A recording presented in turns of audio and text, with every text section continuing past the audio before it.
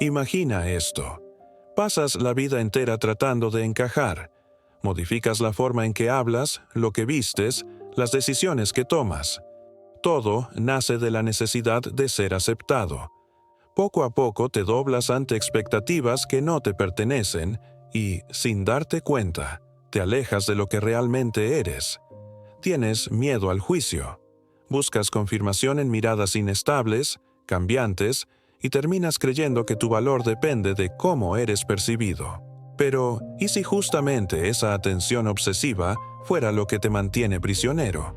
¿Y si la necesidad de control, de aprobación, de coherencia externa, fuera el verdadero obstáculo para tu libertad interior? Escribe en los comentarios la frase «dejo de forzar» y tómate un instante para hacerla consciente. Cuando una palabra se escribe, deja de ser solo un pensamiento y empieza a transformarse. Si sientes que este tipo de contenido sostiene algo profundo dentro de ti y quieres ayudar al canal a continuar este trabajo silencioso y riguroso, puedes hacerlo a través del Super Chat. Carl Jung observó que gran parte del sufrimiento humano no nace de los acontecimientos, sino de la forma en que el yo intenta desesperadamente controlar la imagen de sí mismo en el mundo. El yo quiere ser aprobado, reconocido, tranquilizado. Quiere evitar el error, el rechazo, la exclusión.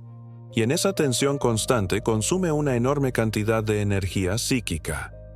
Jung llamaba a este esfuerzo adaptativo excesivo una forma de alienación. El individuo vive según lo que cree que debe ser, no según lo que es. Cuando el yo toma el mando absoluto, el alma es silenciada.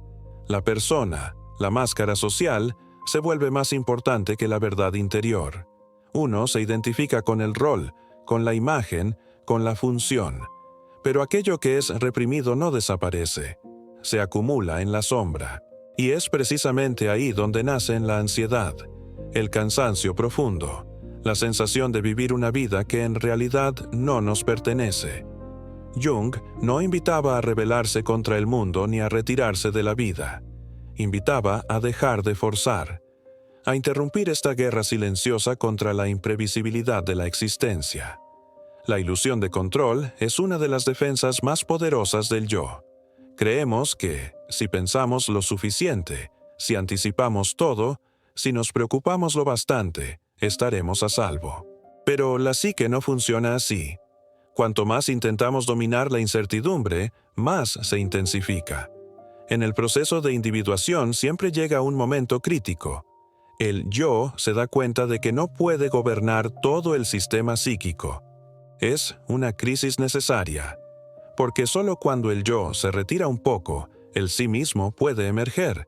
El sí mismo no impone, no controla, no pide aprobación.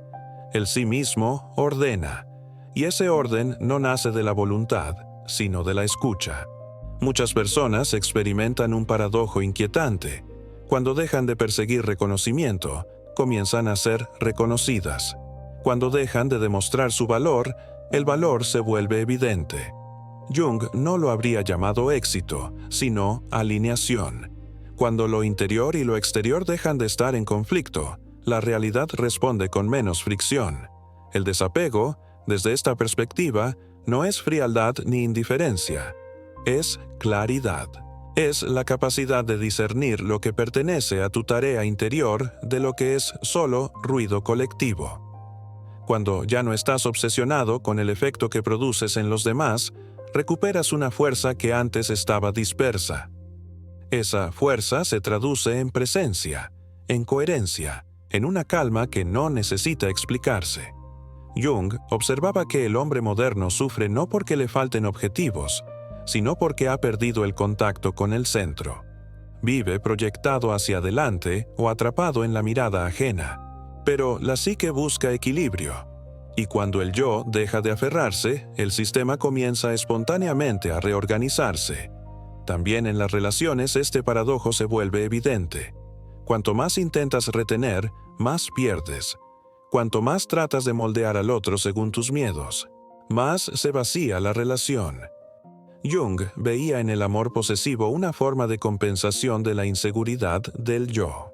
El encuentro auténtico solo ocurre cuando dos individuos no necesitan completarse, sino que eligen caminar uno al lado del otro. Hay un momento, en la vida de quien atraviesa de verdad un proceso interior, en el que algo cede. No es rendición, es agotamiento del falso esfuerzo. Es el punto en el que dejas de querer parecer y empiezas simplemente a ser. En ese momento, muchos miedos pierden fuerza, no porque hayan sido resueltos, sino porque ya no gobiernan. Cuando dejas de preocuparte obsesivamente por lo que no depende de ti, recuperas la energía para lo que realmente importa. La palabra justa surge sin ser forzada. Las decisiones se vuelven más simples. La vida no se vuelve libre de dificultades, pero deja de ser una lucha constante contra ti mismo. Jung no prometía felicidad, prometía verdad, y la verdad, cuando es acogida, produce una forma de paz profunda, no ruidosa, no exhibida, sino estable. Si este tipo de reflexión te acompaña, suscríbete al canal. Aquí no buscamos respuestas rápidas, sino continuidad interior. La pregunta final no es ¿qué debes hacer de más? Es ¿qué sigues intentando controlar por miedo a perderte? ¿Y si, justamente, ahí soltaras? Existe un umbral sutil que pocos atraviesan de verdad. No porque esté oculto, sino porque exige una renuncia que el yo considera inaceptable. Renunciar a la idea de estar al mando. Jung observaba que el yo moderno tiene hambre de certeza. Quiere saber a dónde va, cómo será percibido, si está haciendo lo correcto. Pero ese hambre no trae seguridad, trae rigidez. Cuanto más el yo se aprieta alrededor de sus construcciones, más la vida le parece hostil, caótica, imprevisible. En el lenguaje de la psicología analítica, este es el momento en que la conciencia se ha identificado demasiado con una sola función, con una sola imagen de sí. Todo lo que no encaja en esa narrativa es excluido, juzgado, temido. Pero el inconsciente no acepta exclusiones definitivas. Aquello que es rechazado regresa, a menudo en forma de síntomas, bloqueos, crisis repentinas. No para castigar, sino para restablecer el equilibrio. Cuando una persona deja de aferrarse a la aprobación externa, sucede algo sorprendente. La tensión de fondo disminuye. No porque el mundo se vuelva más amable, sino porque el yo deja de interpretar cada acontecimiento como una amenaza a su identidad. Jung llamaba a este paso una transformación de la relación con el sí mismo. El individuo ya no vive como un actor constantemente bajo examen, sino como alguien que participa en la vida sin tener que justificarla. Este cambio no es espectacular, no es visible desde fuera, es silencioso, pero precisamente por eso es poderoso.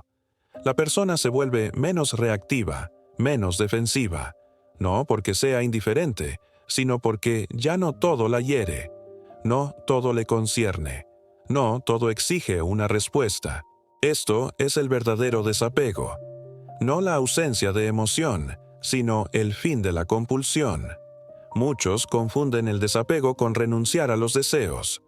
Jung nunca habría sostenido algo así. El problema no es desear, sino identificarse completamente con el resultado del deseo. Cuando el valor personal depende del resultado, el alma entra en un estado de contracción constante. Cada fracaso se convierte en una amenaza existencial. Cada demora se vive como una confirmación de insuficiencia.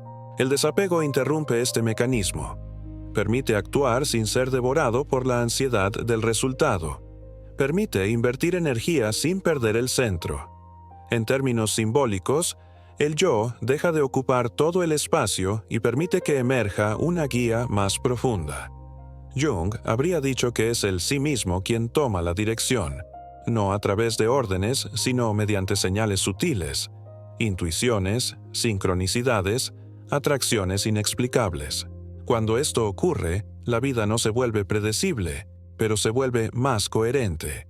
Los acontecimientos parecen responder con menos resistencia, no porque todo vaya bien, sino porque la persona ya no está en guerra con lo que sucede. El sufrimiento inútil se reduce. Permanece el necesario, el que transforma. También la relación con el error cambia radicalmente. El yo que busca control teme el error como una condena. El individuo que ha soltado lo vive como información. Jung veía en el error un mensaje del inconsciente, una corrección de rumbo, no un fracaso moral. Cuando esta perspectiva se integra, el coraje aumenta. No porque el miedo desaparezca, sino porque ya no gobierna las elecciones. Hay una cualidad magnética en las personas que no intentan convencer, agradar o impresionar. No porque sean superiores, sino porque están menos fragmentadas. Su energía no se dispersa en el control de la imagen. Está recogida, presente. Este tipo de presencia no pide atención, la genera. El paradojo es siempre el mismo. Cuando dejas de preocuparte de forma compulsiva, empiezas a importar de forma auténtica. Cuando renuncias a controlar cada percepción, te vuelves más legible, más verdadero, más estable. Jung habría dicho que en ese momento el individuo deja de vivir solo desde la persona y comienza a vivir desde todo el sistema psíquico. No es un camino rápido, no es una técnica, es una maduración. Y a menudo pasa por una crisis, una decepción, un colapso de la imagen que el yo había construido con tanto esfuerzo. Pero justamente ahí, donde el yo pierde fuerza, algo más vasto gana espacio.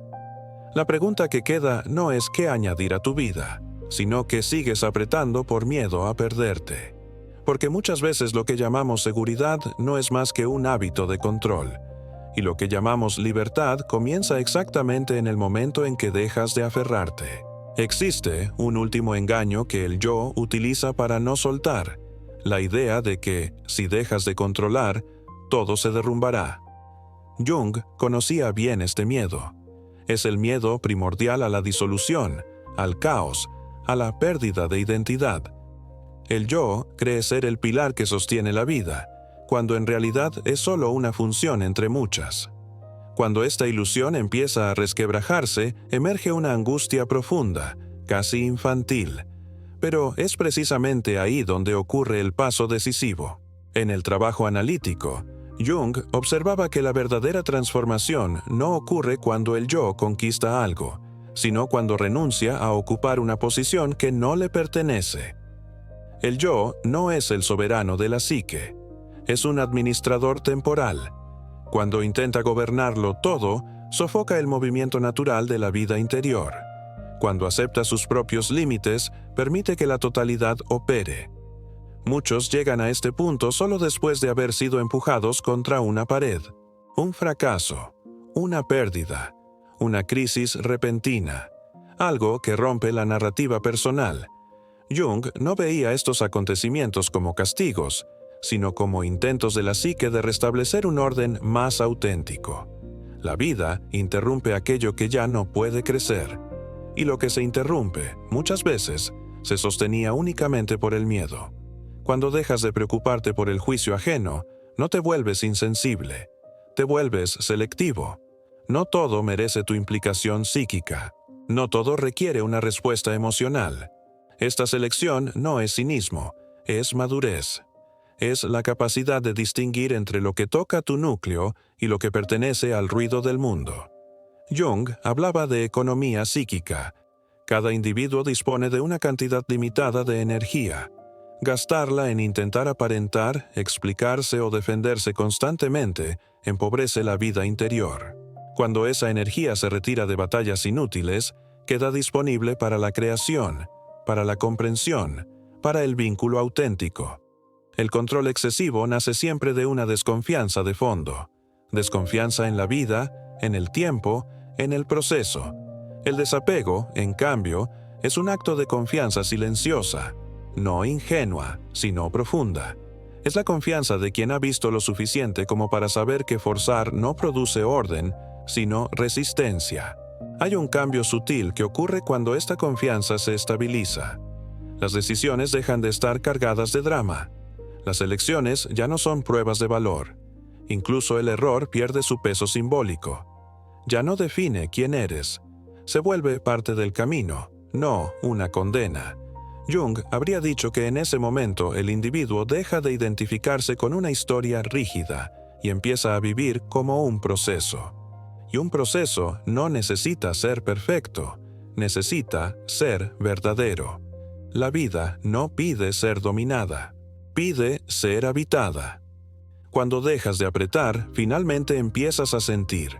Cuando dejas de defenderte, empiezas a ver. Y cuando dejas de preocuparte por lo que no es esencial, lo esencial deja de huir. No porque el mundo cambie, sino porque has cambiado tú. Hay una paz particular que nace solo después de haber atravesado el punto de máxima tensión. No es la paz de quien lo ha resuelto todo, sino la de quien ha dejado de exigir una solución inmediata. Jung sabía que la ansiedad del yo nace de la impaciencia. El yo quiere resultados, respuestas, garantías. Quiere saber si va bien, si será recompensado, si será reconocido. Pero la psique profunda no trabaja con las mismas coordenadas. Avanza por maduración, no por plazos. Cuando una persona deja de forzar el proceso, ocurre algo contraintuitivo. La vida no se acelera, se aclara. Las elecciones se vuelven menos numerosas, pero más coherentes. Las relaciones se reducen, pero se vuelven más verdaderas. Ya no hay necesidad de sostener múltiples versiones de uno mismo en distintos contextos. Este ahorro de energía produce una sensación de solidez interior que no depende de las circunstancias. Jung hablaba a menudo de la necesidad de soportar la ambigüedad. El yo quiere definiciones claras, roles precisos, identidades estables, pero la vida psíquica está hecha de transiciones. Quien no tolera la incertidumbre se refugia en el control. Quien aprende a permanecer en el no saber desarrolla una fuerza más profunda. Una fuerza que no proviene del dominio, sino de la capacidad de estar presente incluso cuando no se tiene control de la situación.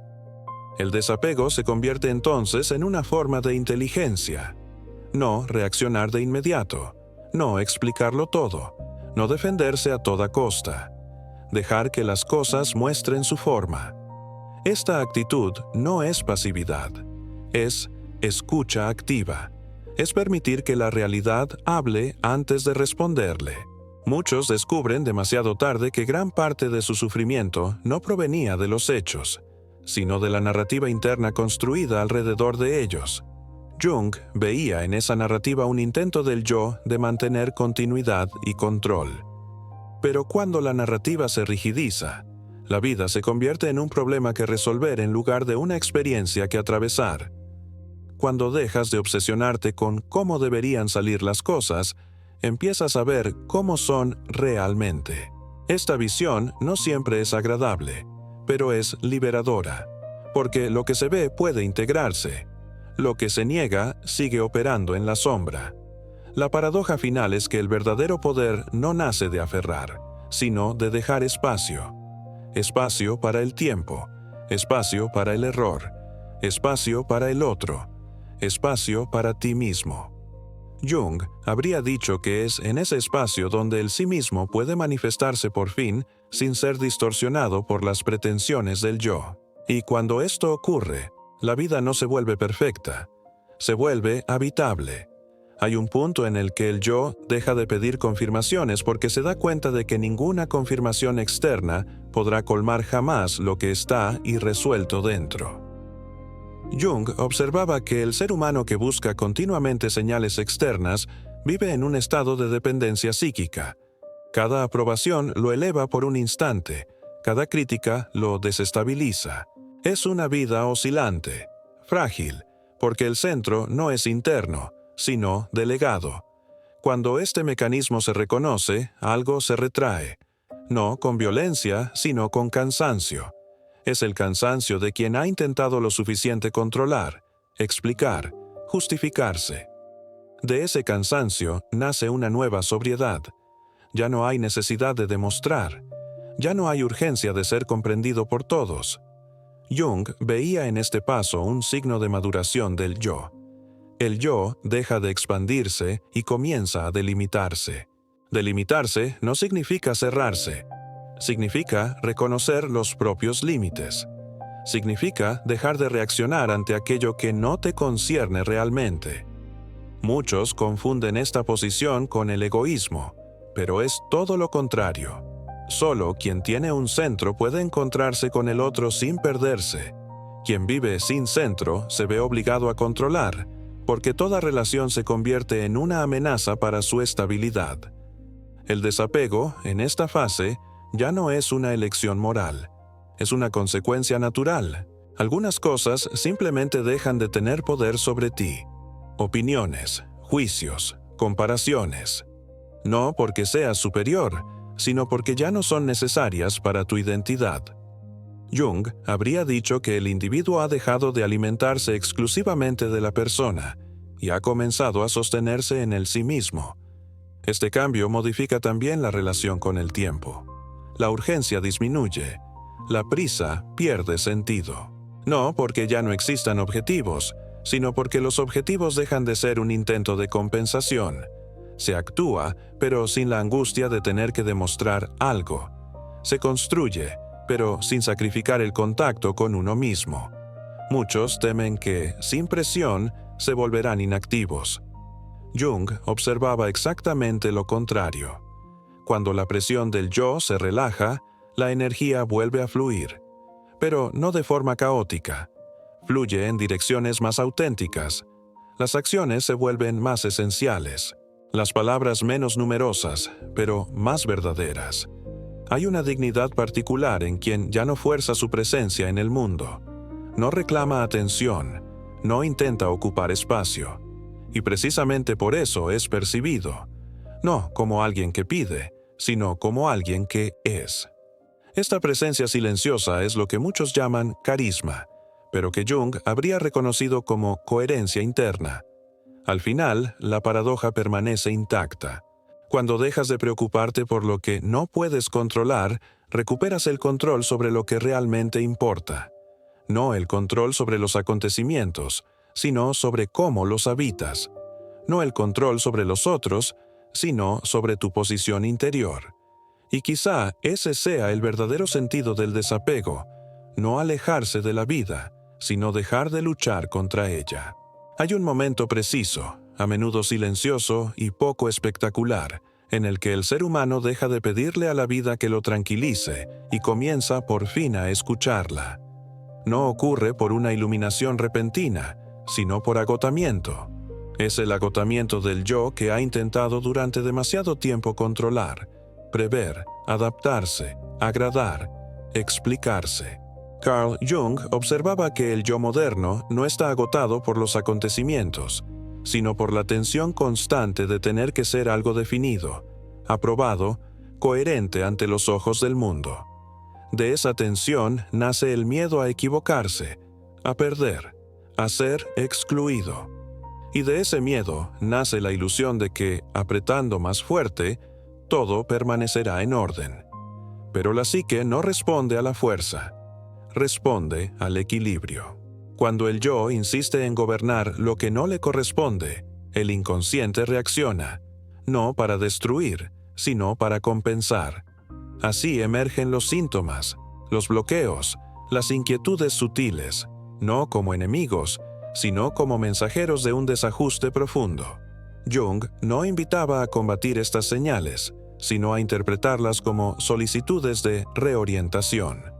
La necesidad compulsiva de aprobación, por ejemplo, no es un defecto moral, sino un intento infantil del yo de garantizarse seguridad. Sin embargo, ninguna seguridad real puede nacer de una mirada externa. Cada vez que delegas tu valor en el juicio ajeno, entregas el centro de tu vida a algo inestable. Y lo que es inestable no puede sostenerte. Sostenerte. Cuando una persona empieza a reconocer este mecanismo, ocurre un cambio sutil. No se vuelve de pronto indiferente, sino selectiva. No todo la afecta de la misma manera. No todo merece su energía psíquica. Jung llamaba a este paso una reorganización de la economía interior. La energía que antes se desperdiciaba en controlar la imagen se retira y queda disponible para la presencia, para la creación, para la escucha. Aquí es donde nace el verdadero desapego, no como frialdad, sino como lucidez. El desapego no es dejar de sentir, es dejar de ser gobernado por lo que se siente. Es la capacidad de permanecer dentro de la emoción sin identificarse por completo con ella. Muchos temen que, sin control, la vida se vuelva caótica. Pero Jung observaba lo contrario. El caos nace cuando el yo intenta imponer un orden que no respeta la totalidad de la psique. Cuando el yo se retira, no desaparece, sino que asume su función correcta. Se convierte en un puente, no en un tirano. En este estado, las decisiones ya no están cargadas de drama. Los errores no se viven como condenas. Las relaciones dejan de ser campos de batalla. Incluso el amor cambia de forma. Ya no es un intento de posesión o de compensación, sino un encuentro entre dos centros autónomos. Jung veía en la dependencia afectiva una proyección de la sombra, una forma de evitar el enfrentamiento con el propio vacío interior. Cuando ese vacío se habita en lugar de llenarse, pierde su poder. La persona se vuelve menos reactiva, menos defensiva, menos necesitada de confirmaciones. No porque haya dejado de desear, sino porque ha dejado de ligar su identidad al resultado del deseo. Aquí se manifiesta la paradoja más profunda. Cuando dejas de importarte de manera compulsiva, empiezas a importar de manera auténtica. Tu presencia se recoge, tu energía deja de dispersarse. Las palabras se vuelven menos numerosas, pero más verdaderas. Las acciones menos frenéticas, pero más eficaces. Jung habría hablado de una alineación entre el yo y el sí mismo, no como una meta final, sino como un proceso dinámico que exige tolerancia a la incertidumbre. El yo quiere certezas. El sí mismo trabaja por direcciones. Cuando aprendes a permanecer en el no saber sin huir, desarrollas una fuerza que no depende de las circunstancias. Esta fuerza no necesita exhibirse. Se manifiesta como calma, como coherencia, como una estabilidad que no busca convencer a nadie. Muchos llaman a este estado libertad, pero Jung lo habría llamado integración. Es el fin de la guerra interna. No porque todo esté resuelto, sino porque nada es rechazado. Incluso la imperfección encuentra su lugar. Incluso el límite es acogido. Y en esa acogida nace una paz que no es pasiva, sino vigilante. Una paz que permite actuar sin ser devorado por la ansiedad del resultado. La vida no se vuelve más fácil, pero se vuelve habitable. Cuando dejas de apretar, empiezas a sentir. Cuando dejas de defenderte, empiezas a ver. Y cuando dejas de importarte lo que no es esencial, lo esencial deja de huir. No porque el mundo cambie, sino porque has cambiado tú. Hay un umbral aún más profundo que se abre solo cuando el individuo deja de esperar una recompensa de la vida. Jung observaba que muchas personas no buscan realmente la verdad o la autenticidad. Buscan una compensación. Quieren sentirse por fin seguras, por fin reconocidas, por fin confirmadas. Pero la psique no funciona como un tribunal que otorga premios. Tiende al equilibrio, no a la satisfacción del yo. Cuando el yo comprende esto, algo cambia de forma radical en la manera de estar en el mundo. Ya no se vive como si cada elección tuviera que demostrar algo, como si cada experiencia fuera una prueba de valor personal. La vida deja de ser un examen continuo y se convierte en un proceso que atravesar. Este paso no elimina el dolor, pero transforma su función. El dolor deja de ser una señal de fracaso y se convierte en una señal de transformación. Jung veía en el sufrimiento no evitado, sino comprendido, una de las fuerzas más poderosas del proceso de individuación. Cuando dejas de luchar contra lo que sientes, la energía antes empleada en la resistencia queda disponible para la comprensión. Aquí, muchas personas viven una experiencia inesperada. Descubren que aquello que temían perder era en realidad lo que las mantenía prisioneras. La imagen, el rol, la idea de control, la necesidad de ser vistas de cierta manera. Cuando estas estructuras empiezan a ceder, el yo siente miedo, porque pierde apoyos conocidos, pero al mismo tiempo se abre un espacio nuevo, más amplio, más respirable. Jung llamaba a este espacio el campo del sí mismo, una dimensión en la que el individuo ya no se define solo por sus funciones sociales o por sus historias personales, sino por una coherencia más profunda. En este campo, la vida ya no se interpreta solo en términos de éxito o fracaso. Los acontecimientos adquieren un significado simbólico. Cada encuentro, cada obstáculo, cada pérdida se percibe como parte de un diálogo interior. Esto no vuelve la vida mística ni irreal, la vuelve más real, porque deja de reducirse a una secuencia de problemas que resolver y se convierte en un lenguaje que escuchar. Cuando una persona llega a este punto, a menudo sucede algo paradójico. Deja de preocuparse por ser especial y se vuelve única. No porque se distinga deliberadamente, sino porque ya no se esfuerza por conformarse. Jung observaba que la individualidad auténtica surge solo cuando el individuo renuncia a la idea de tener que construirla. Aparece como consecuencia, no como objetivo.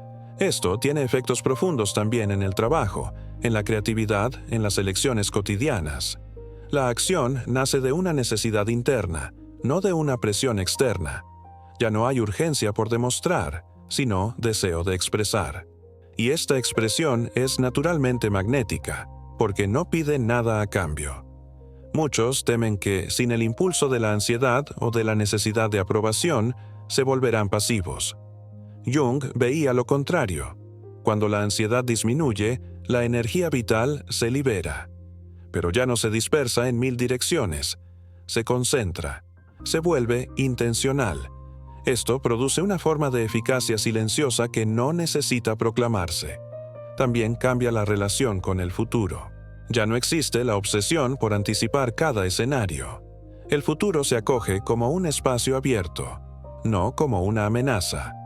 Esto no significa irresponsabilidad, sino confianza en el proceso. Una confianza que no nace de la ingenuidad, sino de la experiencia de haber visto que la vida continúa incluso cuando los planes fracasan. El propio Jung atravesó momentos de profunda desintegración interior, especialmente después de la ruptura con Freud.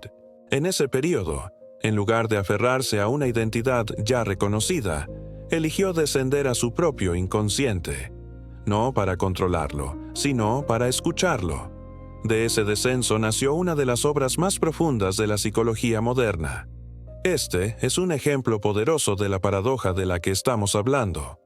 Cuando Jung dejó de defender una posición, emergió una visión más amplia.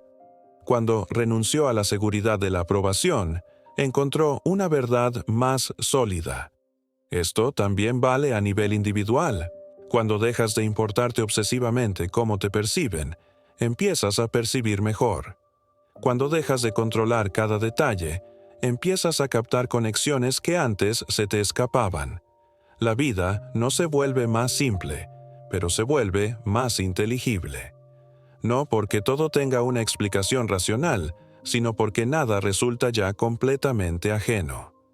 Al final, el desapego del que habla Jung no es un acto único, sino una actitud que se profundiza con el tiempo. Es la elección cotidiana de no reaccionar automáticamente, de no identificarse por completo con cada pensamiento, de no convertir cada emoción en una verdad absoluta. Es un trabajo silencioso, a menudo invisible para los demás, pero decisivo para quien lo realiza. Y quizá la señal más clara de que este proceso está en marcha es esta. La vida sigue presentando desafíos, pero tú ya no sientes que tengas que demostrar que estás a la altura. Simplemente estás ahí.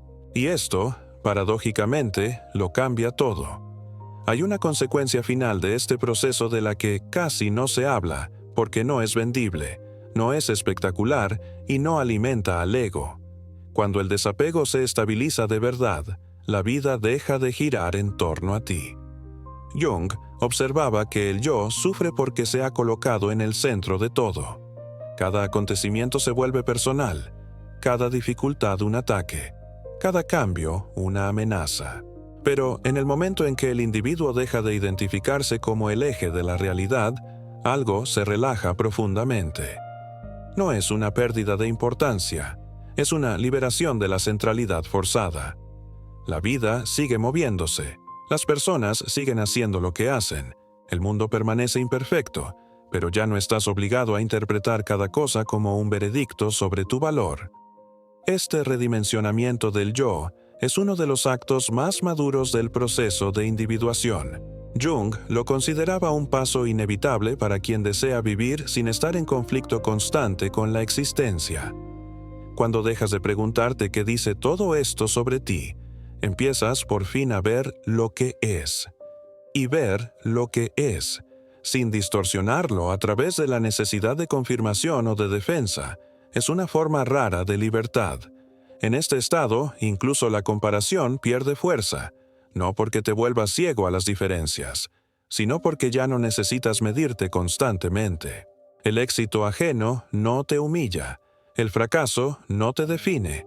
Cada uno sigue una trayectoria distinta y tú dejas de vivir como si llegaras tarde a un guión invisible. Jung hablaba a menudo de la tiranía de los modelos colectivos, de ideales de vida que se interiorizan sin ser cuestionados jamás. Cuando la persona se distancia de esos modelos, no se vuelve anárquica, se vuelve responsable de sí misma. Ya no actúa por imitación ni por reacción, sino por una necesidad interna. Esa necesidad no grita, no empuja, no amenaza. Se manifiesta como una dirección silenciosa que, con el tiempo, se vuelve cada vez más clara.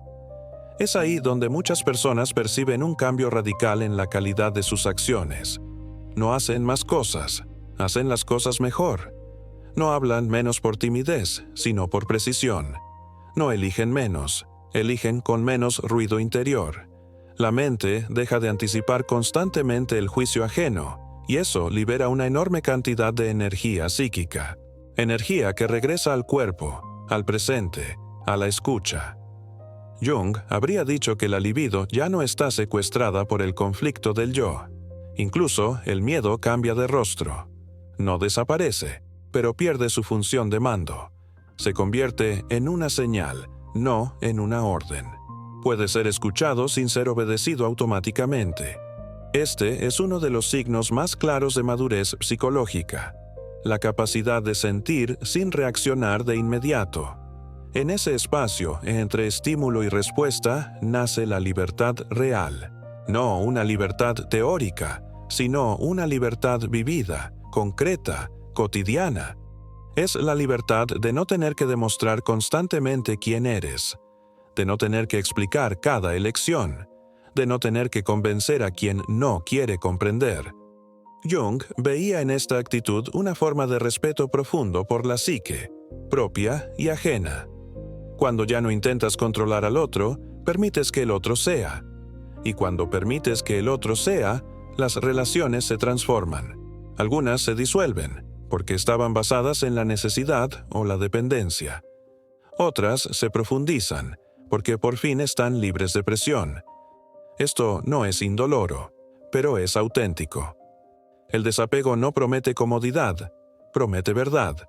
Y la verdad, una vez integrada, produce estabilidad. No euforia, no entusiasmo constante, sino una solidez interna que no se derrumba ante el primer sacudón. Es esa solidez la que hace a una persona confiable, ante todo para sí misma. Al final, lo que Jung nos muestra no es cómo dejar de importarnos, sino cómo importarnos de la manera correcta. No a través del control, no a través de la aprobación, no a través del rendimiento, sino a través de la presencia. Cuando la presencia es estable, no necesitas apretar, no necesitas forzar, no necesitas correr detrás de lo que huye. La vida deja de parecer algo que hay que conquistar y se convierte en algo que se puede habitar. Y quizá ese sea el verdadero signo de que el proceso ha hecho su trabajo. Ya no sientes que debas llegar a algún lugar para estar completo.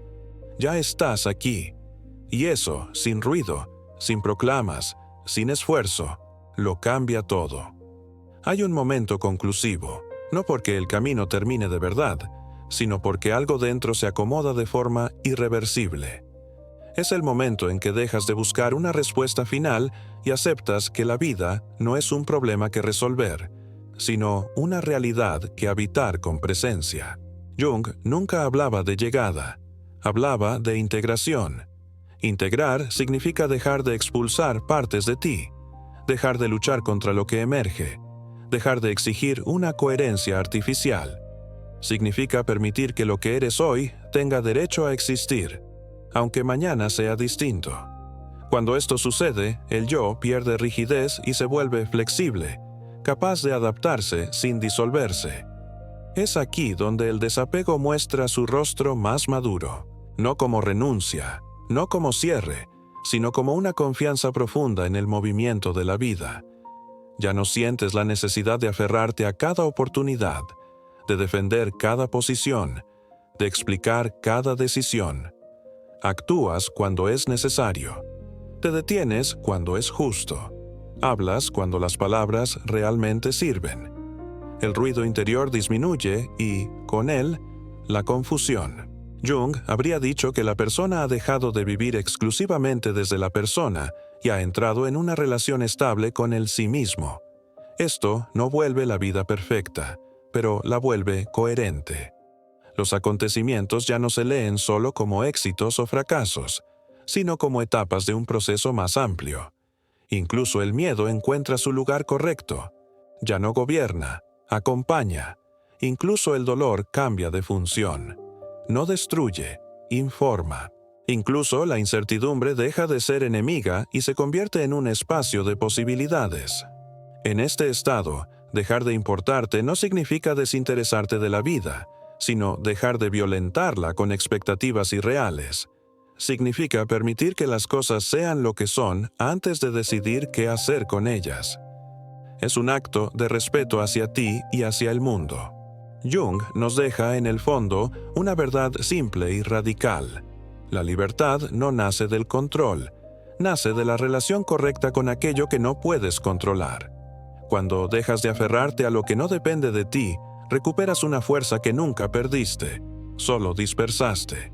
Y en esa fuerza silenciosa, estable, no ostentosa, la vida encuentra por fin espacio para responder, no porque la hayas forzado, sino porque dejaste de obstaculizarla.